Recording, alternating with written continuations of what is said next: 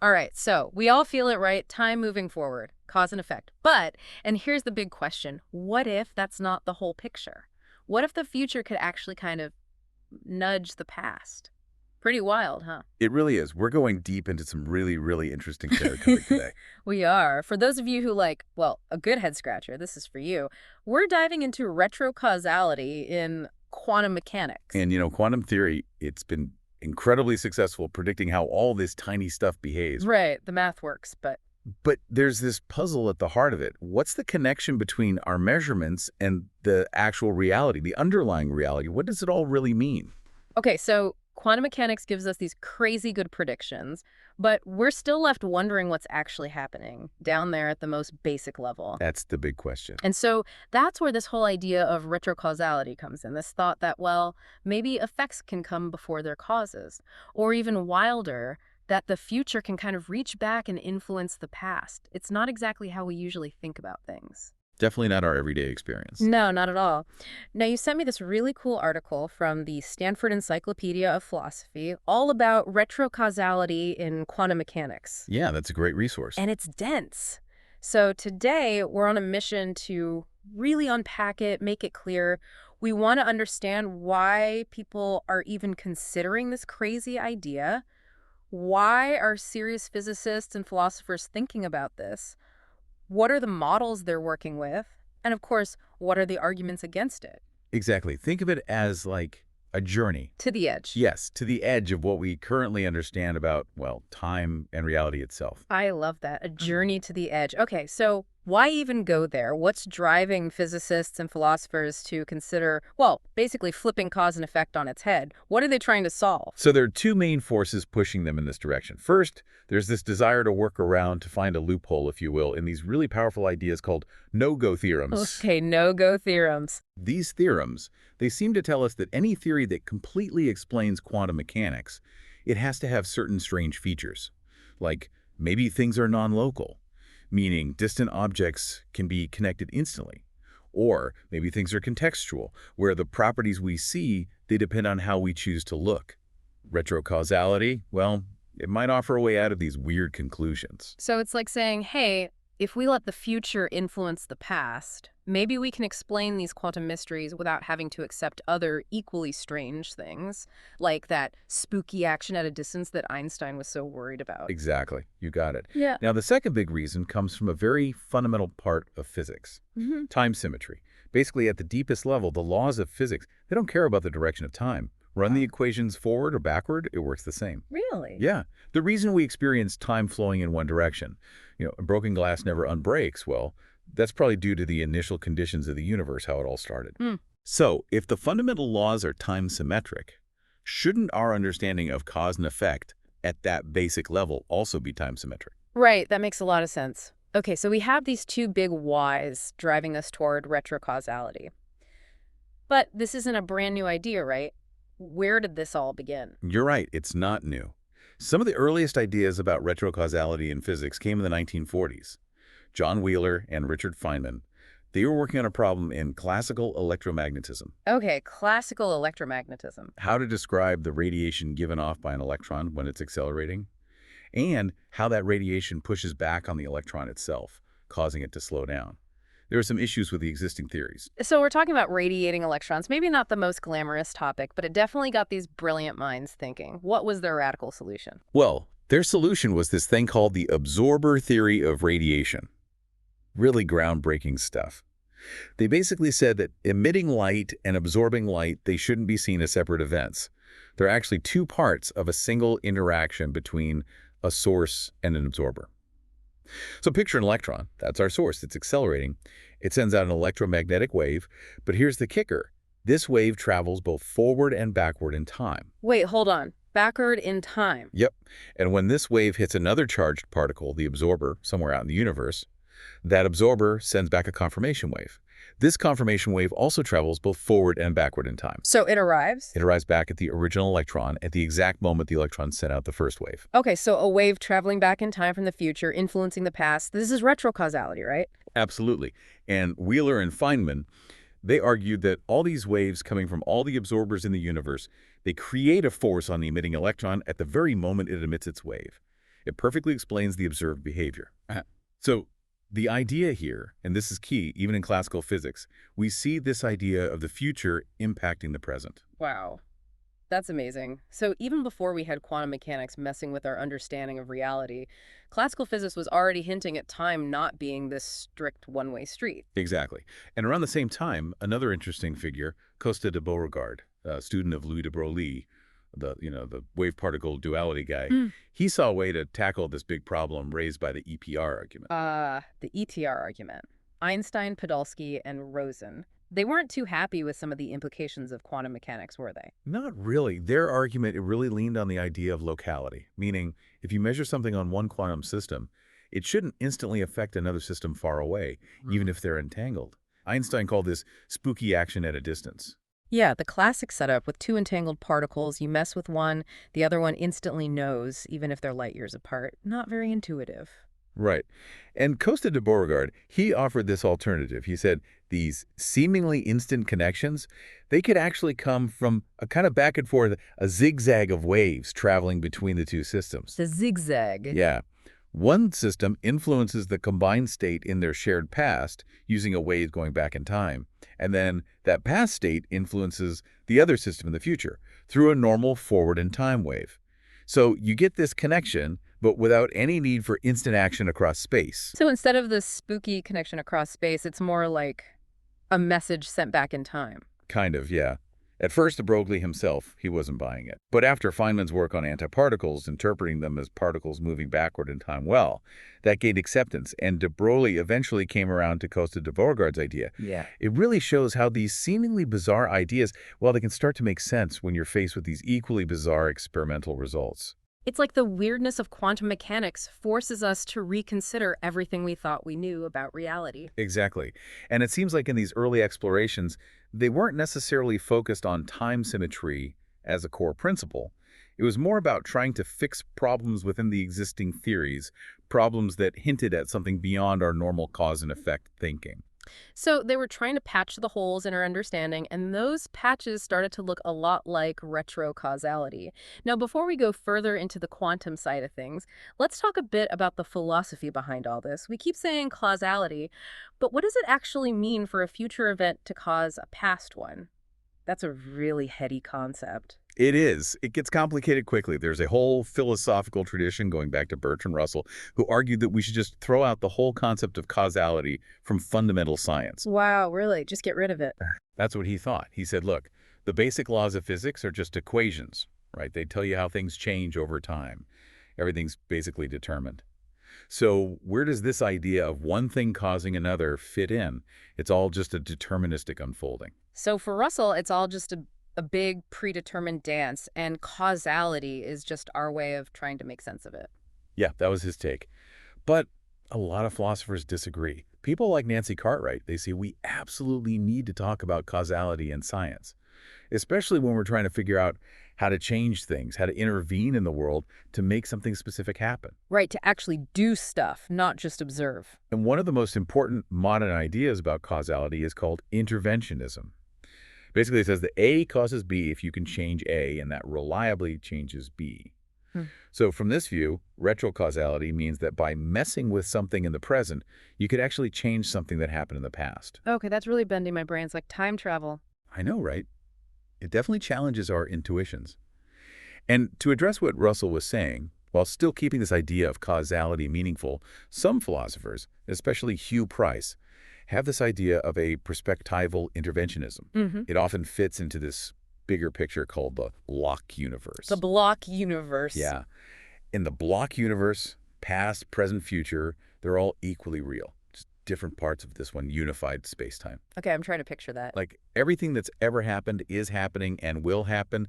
It's all already laid out. So you can't really change the past or future, not in any absolute sense. But then what does causality even mean in this picture? If it's all fixed, how can we talk about causes and effects? Well, the idea is that from our perspective, living inside this block universe, having this limited view, well, causal connections are those that hold true even when we mess with what we think are the causes. It's like we don't know the whole script, right? So we can still make choices, and those choices have consequences. It doesn't matter if we're talking about normal cause and effect or this backward in time causation. It all works from our limited point of view within this bigger fixed block universe. Mm. And a lot of interpretations of quantum mechanics that involve retrocausality, they lean on this perspectival view. Okay, I think I'm starting to get it. So it's not about changing the past literally, but about influencing things within this fixed structure from our limited perspective. Now, you mentioned locality earlier, especially with the EPR argument. What's the philosophical side of that? Locality is another one of those deep-seated intuitions we have about the world. Bell's theorem and the experiments that followed, they give us really strong evidence that any theory that fully describes quantum mechanics, it's got to violate what Bell called local causality. It means that what happens in one place can't be instantly influenced by what happens somewhere else, especially if they're too far apart to even send a signal at the speed of light. It's tied to this spooky action at a distance idea that Einstein was so opposed to. Right, no faster than light influences. So does that mean retrocausality inherently violates locality then? Well, it depends what you mean by local. Bell's talking about influences across space happening instantly, but there's also this other sense of local, which is about influences traveling continuously through space-time. So even if something's influencing something else in the past, if that influence goes step by step through space-time, even if part of that journey is backwards in time, some would still consider that local in this second sense. It's like instead of jumping across space, you're taking a detour through time. Exactly. And some people use terms like action by contact or continuous action to describe this second kind of locality. So a retrocausal theory, it might be non-local in Bell's sense, allowing influences between things far apart, but it could still be local in the second sense, meaning the influence spreads through space-time. Okay, so we've got these two senses of locality to keep in mind. Right. And we've got this idea of perspectival interventionism within the block universe to make sense of causality. Now let's get back to those no-go theorems we talked about earlier.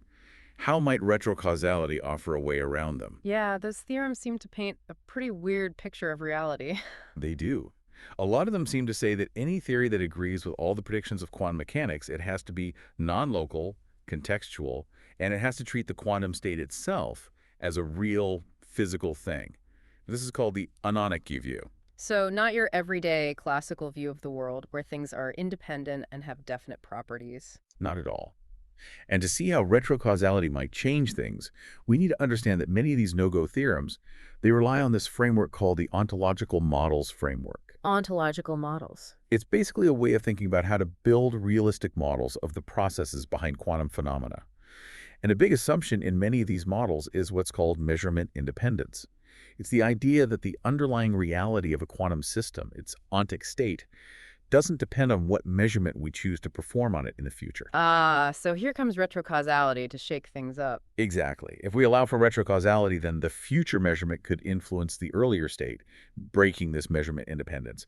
And if these no-go theorems depend on measurement independence, well, they might not apply anymore if we allow for retrocausality. So retrocausality could be a loophole, letting us escape some of these seemingly inevitable conclusions about the weirdness of quantum mechanics. Let's look at some specific examples. First up, Bell's theorem. That's the big one, the one that really challenged our ideas about space and time. Right. Bell's theorem seems to say that any theory that can reproduce the correlations we see in experiments with entangled particles, it must violate local causality. No faster than light influence is allowed. This really bothers a lot of physicists because it seems to clash with relativity. But Bell's theorem relies on measurement independence. It assumes that the hidden variables, those things that supposedly fully determine the outcomes of measurements, they don't depend on what measurements we choose to make in the future. And that's where thinkers like Costa de Beauregard and Hugh Price saw an opening. Right, exactly. They said if the measurement setting in the future can actually influence the state of the system in the past, then Bell's theorem doesn't hold up. And this opens the door for a local explanation of these correlations. Maybe something like Costa de Beauregard's zigzag idea. No need for spooky action at a distance, just a subtle influence across time. So retrocausality might let us have our cake and eat it too, explaining these weird correlations without breaking the speed limit of the universe. Amazing. What about contextuality? How does that fit in? Contextuality is the idea that what you measure in a quantum system can depend on how you measure it. It's like saying the color of a ball depends on whether you look at it with a red light or a blue light. In our everyday world, that doesn't happen. Right, things have properties regardless of how we measure them. But in the quantum world, it seems like contextuality is a real thing. There's a theorem called the Bell-Coken-Specker theorem, And it basically shows that if we assume that quantum measurements are just revealing some pre-existing properties, then those properties have to be contextual. They depend on what other things you're measuring at the same time. So it's not just passive observation. The measurement itself plays a role in determining what you see. That's wild. How does retrocausality address this? Well, it offers an explanation called causal contextuality. The idea is that if the measurement setting in the future can somehow influence the state of the system in the past, then it's not so strange that what you measured depends on that future measurement. It's like the measurement is reaching back in time and shaping what it will ultimately find. Exactly. And Ken Wharton, he's argued that this Koten-Specker contextuality, it might actually be a consequence of the failure of measurement independence. But there are also some who argue that even with retrocausality, we might not be able to completely eliminate contextuality. It might just pop up in a different form. It's like we can't escape the weirdness of quantum mechanics. It might be more fundamental than we thought. Okay, now let's talk about ontology. What's that all about? So in these ontological models, there's this question. Is the quantum state, described by the wave function, a real thing out there in the world? Or is it just a way for us to represent our knowledge about the system? So is it a real thing or just a mathematical tool? That's the debate. Mm. If it's real, it's called ontic. If it's just knowledge, it's epistemic. For a while, people hoped we could explain quantum weirdness with these epistemic models without having to accept a fundamentally strange reality. Right, keeping things a bit more classical. But then came these theorems, like the Pusey-Barrett-Rudolph theorem, which seemed to rule out the epistemic view.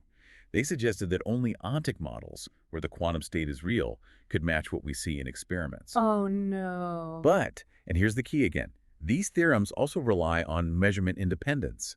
And as Wharton pointed out, retrocausality throws a wrench in the works. If the future can influence the past, we might have correlations in the past that mess up the assumptions behind these theorems. So maybe the epistemic view isn't dead after all. Maybe the quantum state isn't a fundamental thing, just a way for us to manage our ignorance about a reality that might not be so strange. That's the hope for some. And it connects to a bigger desire to have a more classical understanding of quantum mechanics. Retrocausality, it offers a way to maybe have locality, non-contextuality, and definite properties for systems, even if it means accepting influences that travel backward in time. It's like a trade-off. Weirdness in time for a less weird view of reality. Exactly. But as we mentioned, there are still some challenges to this view. We might not be able to fully escape the non-classical aspects of quantum mechanics, even with retrocausality. Okay, we spent a lot of time talking about how retrocausality might get around these no-go theorems. Let's get back to that second big motivation, the time symmetry of physics. Why is that such a strong argument for considering retrocausality? It's a really deep point. Remember, the fundamental laws of physics, they don't have a preferred direction for time. But we experience time moving forward.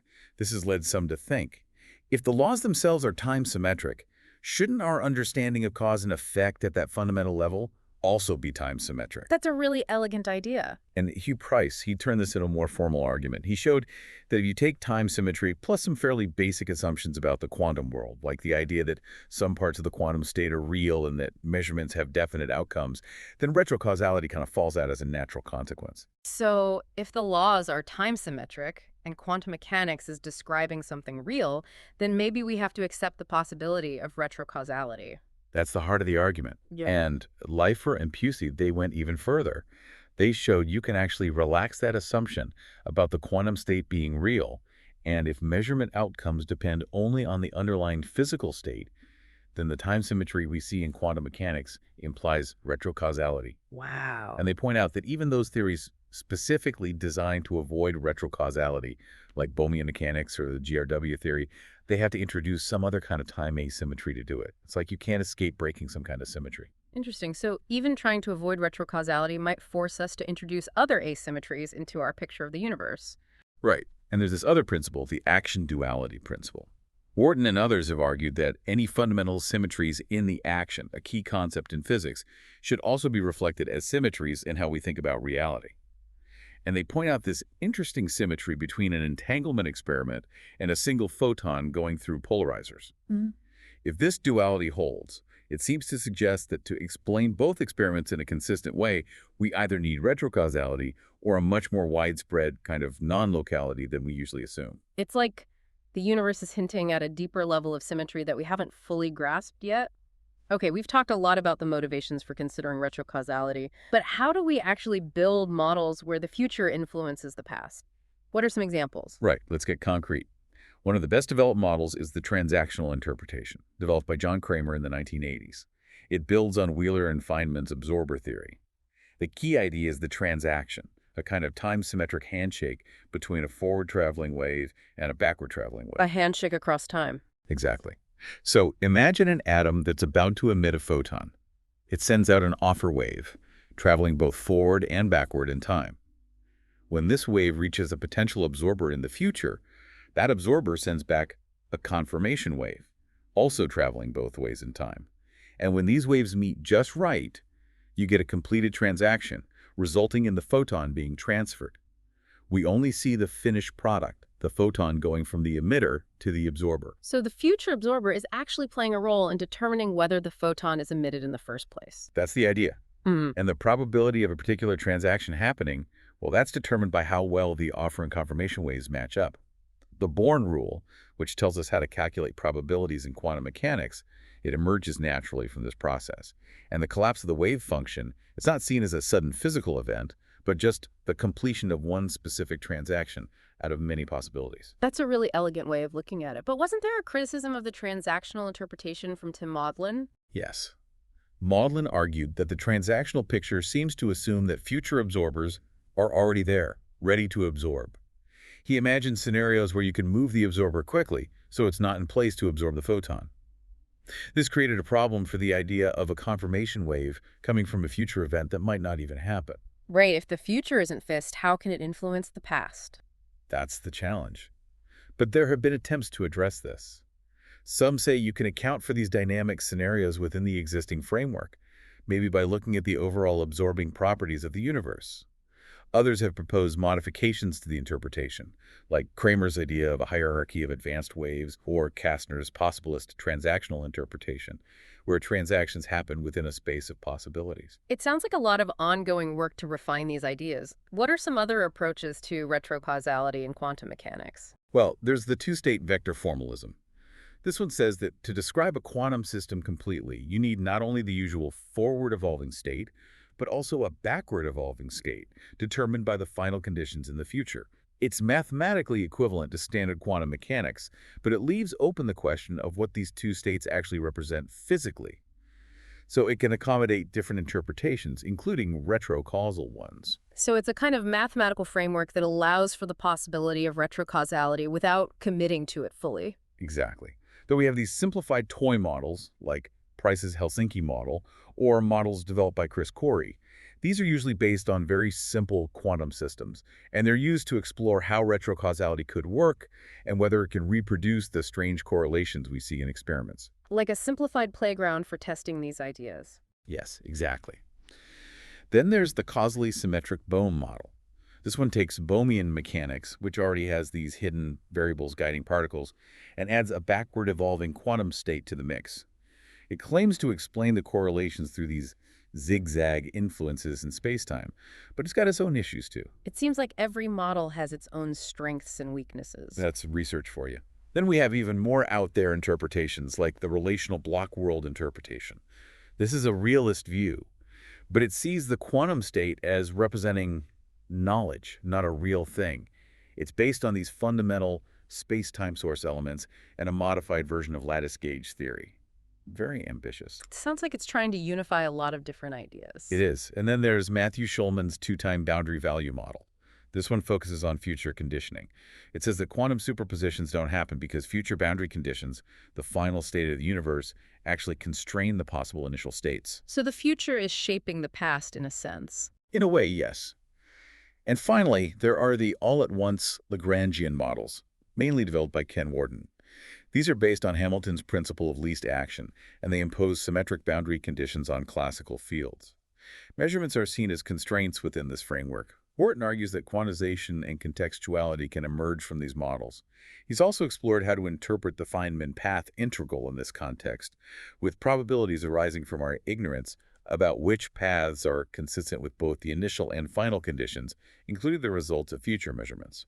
Wow, there's a lot to unpack there. And one more you told me about, the cue-based interpretation. Oh, yes. That one's interesting. It says that quantum systems always have a definite location, just that the locations are spread out in a particular way. And it claims to get around no-go theorems by invoking retrocausality or some kind of non-locality in time. So many different approaches to this retrocausality idea. It's clear that a lot of brilliant minds are taking this seriously, but it's such a radical idea. There must be some strong objections to it, right? What are the main arguments against retrocausality? Oh, absolutely. There are some big challenges any retrocausal theory has to overcome.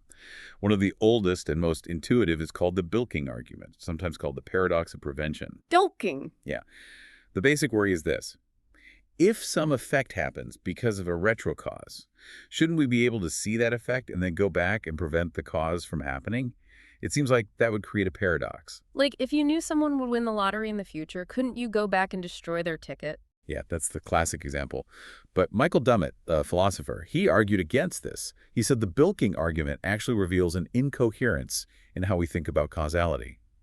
We assume we can have knowledge of the effect without influencing the cause, but that might not always be true, especially when dealing with the future, or even the past if our attempts to gain knowledge disrupt the causal connection. And Hugh Price argued that quantum mechanics itself might prevent this kind of bilking. The act of trying to intervene might change things so the paradox never arises. So the quantum world might have built-in safeguards against these paradoxes.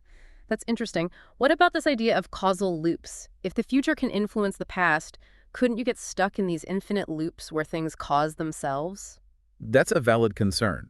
But some argue that while retrocausal loops might be possible, they might be constrained in ways that prevent logical contradictions, maybe by requiring self-consistency. Others suggest that our usual ideas about causality might need to be revised when dealing with retrocausality. It's not as simple as A causing B and then B causing A again. It's like a whole new way of thinking about cause and effect. But some people say retrocausality is really just superdeterminism in disguise. What's their argument? Sabine Hassenfelder, she's a physicist who's argued that any correlation that seems to have its cause in the future can always be explained by a common cause in the past. This is superdeterminism. Everything's ultimately determined by how the universe started, and what looks like backward causation is just an illusion. So it's a disagreement about the fundamental nature of causality itself. Exactly. And there's another big objection, the fine-tuning argument.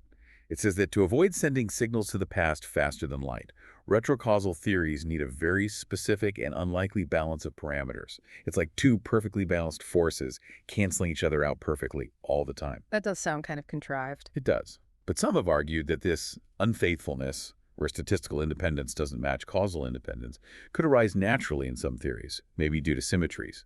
Others say fine-tuning might be more common in the universe than we think. So there are counter-arguments, but it's still a point of debate.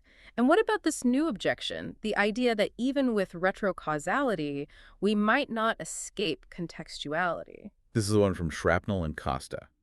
Their work suggests that any framework that tries to avoid the standard assumptions of these ontological models, even ones with retrocausality, might still need to accept this thing called instrument non-contextuality. It's basically a consistency condition for how our measurement devices behave. And their theorem shows that any model that satisfies this condition can't reproduce quantum statistics without also having some kind of contextuality. So even with retrocausality, the strangeness might still be there. That's what their work suggests. It challenges the hope that retrocausality could bring us back to a completely classical view of the world. It's like contextuality is a stubborn feature of quantum mechanics that we can't get rid of so easily. It might be. So where do we stand with all this? It seems like the debate about retrocausality is far from settled. It definitely is. We've explored the arguments for and against it. The main motivations are to deal with those no-go theorems and to align our understanding of causality with the time symmetry of the laws of physics. We've seen a whole bunch of different models, each with its own way of letting the future influence the past, but each with its own problems too. And we've talked about the big objections, from paradoxes to fine-tuning to this idea of persistent contextuality. It's a lot to wrap your head around. It is, but for me, the most important takeaway is that it forces us to question some of our most basic intuitions about time and causality. It makes us think about what we're willing to give up in our search for a deeper understanding of the universe. Are we willing to let go of locality or our usual ideas about cause and effect or the reality of the quantum state or even the idea that time flows only in one direction? Yeah, it really makes you think about what's fundamental and what might just be our limited perspective. Maybe the quantum world is trying to tell us something about the interconnectedness of past, present, and future that we haven't fully grasped yet. It might be. And that Stanford Encyclopedia of Philosophy article, it's a great starting point for anyone who wants to explore these ideas further. There's a lot more to learn about this mind-bending stuff. Thanks for joining us on this deep dive into retrocausality. It's been a pleasure. Until next time, keep those brains buzzing.